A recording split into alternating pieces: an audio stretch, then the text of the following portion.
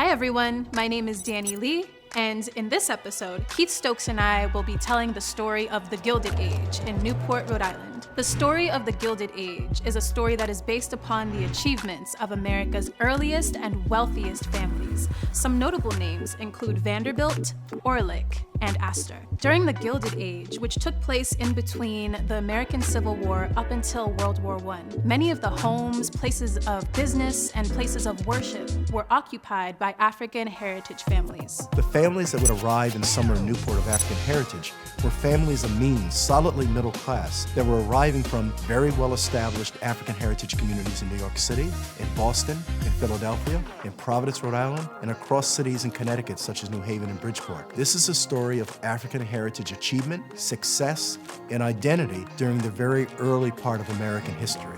Bellevue Avenue, which is today recognized as one of the most historic streetscapes and boulevards in America, was largely occupied by owned and operated African heritage businesses. African heritage men and women were operating dress shops, hairdressing, support services, restaurants, hotels, all in support and all in direct benefit to the larger Gilded Age Society's summer events. The Gilded Age in Newport had one of the most vibrant African heritage communities in the country, and they were not looking to integrate with the rest of Newport society. They were not looking to benefit in participating in the larger majority white community. These African heritage entrepreneurs were taking the funds and the money that they would earn through their business and directly reinvesting in churches, civic organizations, and social organizations, Black literary societies, fishing clubs, biking clubs, and an early African heritage tennis club, all operating and established within Newport during that Gilded Age period of time. These are some of America's earliest African heritage entrepreneurs. This is a largely untold story of a history of African American success in building an entrepreneur environment within one of the elite communities of early America, but using that opportunity of success to immediately invest in their own homes and families and communities.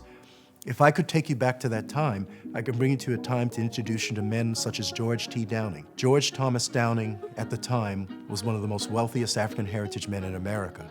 He had established himself in Newport along historic Bellevue Avenue, constructing a hotel, confectionery business, and service business. George Downing would use his wealth and value to particularly serve the needs of the summer elite of Newport. The money that he would obtain, the wealth that he would build, he would immediately return into the community by establishing anti-slavery laws across the nation, by promoting equal rights and equal opportunities for all citizens, particularly African heritage citizens. He would establish one of the first African heritage labor unions. But most importantly, George Downing would personally bring dozens of African heritage families from the American South, newly emancipated, to work, learn trades, and build lives of their own in historic Newport. Women at the time served as the backbone of the social activist movement. Mary H. Dickerson happens to be one of the most notable figures within that movement. Mary H. Dickerson arrives to Newport in the summer of 1874, and upon arrival, she would establish and operate one of the most successful dress design business in the area on Bellevue Avenue in the historic Travers Block.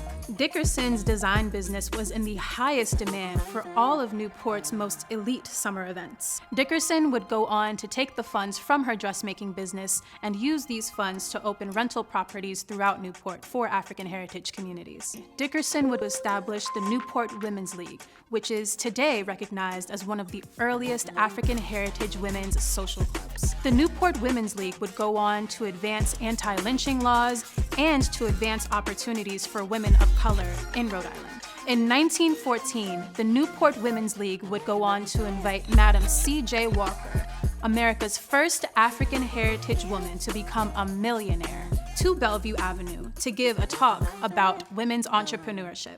This is not 2014, this is not 2022, this is 1914.